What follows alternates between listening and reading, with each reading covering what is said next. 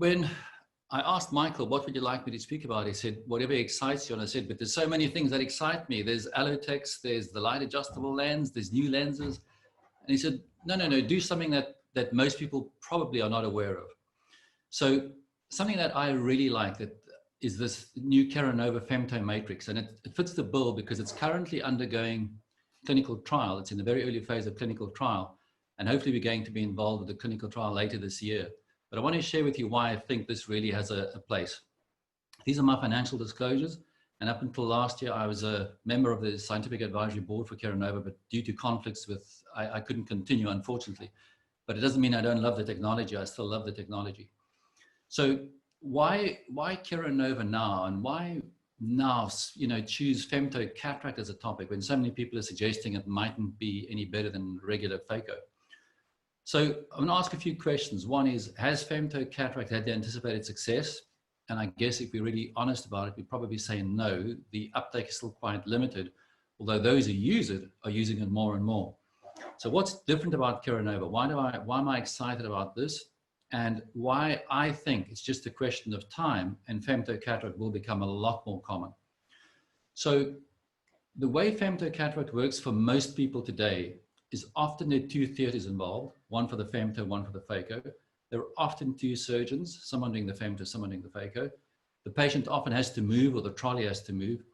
And there's certainly three distinct phases in the surgery. There's the femto part, the phaco part, and the IA part. And potentially, with this technology, this is how things can look. One theater, one surgeon, the patient is on one bed or one trolley, doesn't move around, and two phases to the surgery. Just the femto and then IA. So it changes the flow in a big way. So the device looks like this.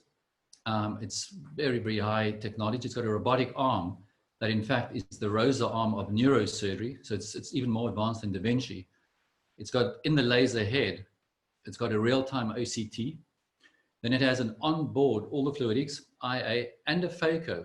So the idea is that the phaco will be used very infrequently, but it's there on the odd time you might need phaco to break something up. And then it has included an integrated intelligence for energy modulation. And I think this is part of why it's so exciting. So basically what happens is a beam, the incident beam comes in and now strikes a phase mask. And this phase mask can take on different shapes to give you a splitting of the energy beam into multiple spots. In this case here, it's into 9 spots.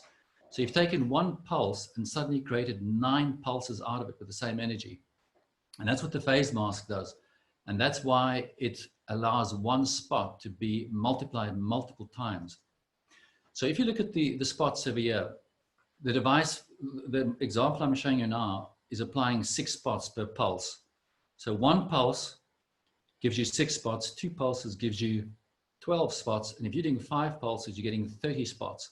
So typically you would need 6 pulses to get 6 spots. But now in the time of 6 pulses, you're getting 36 spots. So the volume you're doing is a huge amount more. And if you look at a conventional femto, if you want to do 12 lines of femto, this is what's happening. You're doing the line of femto, you're then doing a U-turn and coming back with a second line, and then doing a U-turn and then doing the third line. And the time for doing a line is the same as the time for doing a turn. So in that block of femto, there are 23 steps. If you now look at that with the femto matrix, there are 3 steps. There's the first step, which is doing basically half of that volume. There's a U-turn, and then the second half of the volume. So really, it's up to 20 times faster, depending on how you've set this up. But in the time that you get 2 lines done, you've got this whole block of work done. So it's obviously a whole lot faster. But it's not just about the speed. The fact that it is faster allows all the other logistical efforts to happen. So there's a very revolutionary energy management system. And this is the part that's really so innovative and intuitive. So there's an OCT guided process called the threshold scanning system that looks at the tissue threshold for ablation within different parts of the lens. And so what this does is it enables an energy customized lens treatment. And then using the threshold scanning system, the femtomatrix laser can apply the exact amount of energy for the most efficient photoemulsification across the range of the cataract. So it tests in different areas with air bubbles, and it dictates or determines the threshold of power that's needed to create an effect. It does this over a large zone. And then before it starts the treatment, it now has a 3D map where it knows there's certain parts of the lens that are going to need more energy and other parts of the lens that are going to require less energy. So the problem is that if you have the same energy all the time and you simply distribute this through the lens, you're going to find that it doesn't work perfectly well because different parts of the lens have different energy threshold numbers. And so the result is if you're in an area of the lens where the energy level is too low for that area, you get no effect. And conversely, if you're in an area of the lens where the energy level is too high, you get a whole lot of bubbles. So the solution is to do this automatic threshold scanning based on the OCT imaging. It takes about 10 minutes to do this, not 10 minutes, 10 seconds to do this across the entire lens. And then it plans the treatment in such a way that every part of the lens is going to get the appropriate amount of treatment. So the very first step is putting 8 spots in with energy defined that's increasing. The energy is increasing from 0.7 to 7.4 microjoules. The second step is the OCT now determines how big the bubble is that's created, or the bubbles that are created, how big they are, to determine what the energy threshold is. The third step then is to do these 2 steps, the energy and the determination of the bubble, in 24 different locations in the lens. So you now have this 3D map of what part of the lens needs what. So there's certain parts of the lens are going to need 9 spots within the phase mask. Other parts will need less. And so you get a completely customized energy level for the lens. And it gives you within 30 seconds, whether it's a hard lens or a soft lens, within 30 seconds, you have 15,000 small cubes within the capsular bag, all of 200 microns by 200 microns. And they are suitable for IA. All they need is IA. And the very first eyes were treated in December of 2019 by Pavel Stadulka in the Czech Republic and was done with 0 phaco. So this is the first case. I'm going to go through a couple of things with you. It's just a minute long. So the robotic arm settles down on the patient. This incident beam goes in, hits the mask, gets multiplied into what it needs. It's done the calculations, so knows what to happen. It's chosen 6 spots at a time. You can see how quickly it's done the block, while on the right-hand side, regular femto is still working. This is robotic docking. So it finds the eye, docks on the eye, apply the energy to the lens, and then the energy you're applying now is exactly what the lens is needing. So there are no additional bubbles, and there are no parts where the lens hasn't been cubed. It then does the rhexis and the corneal incisions, and now you have these 15,000 tiny blocks.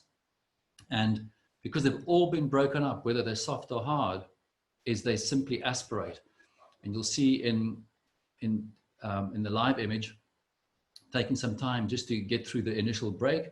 And once you get into the cubes, you start aspirating these cubes, and they come away. And as far as I know, the numbers are now something in the 20s or 30s. And so far, every single case that has been done with IA only. So the phaco is on board for the times that you think you may get stuck. So this really changes the dynamic in the conversation. So in summary, from what I've seen and heard so far, it seems to be extremely effective. It's very efficient. It seems to be very safe. It's very intuitive. To tell you the honest truth, when I first heard of femto, and it was at one of the AAOs, and I thought, my word, this is interesting. So now he has a device that does this for us, and all we have to do is remove what's left of the lens. But we know it wasn't the case. We're going to do phaco afterwards. And the logistics are good. There's an excellent patient flow. We know there's been a conversation recently about aerosolization with phaco. I don't know how big a deal it is. I don't think it's a very big deal. There are ways of working around it. But in fact, in this case, it just doesn't exist because the lens has been emulsified to a point where you can do IA. And that's the end of my talk. And that's why I'm so excited about it. I really think it's going to make it safer for patients, more efficient, quicker. And I think it's going to make it a logistically an easier procedure to do. So thank you very much.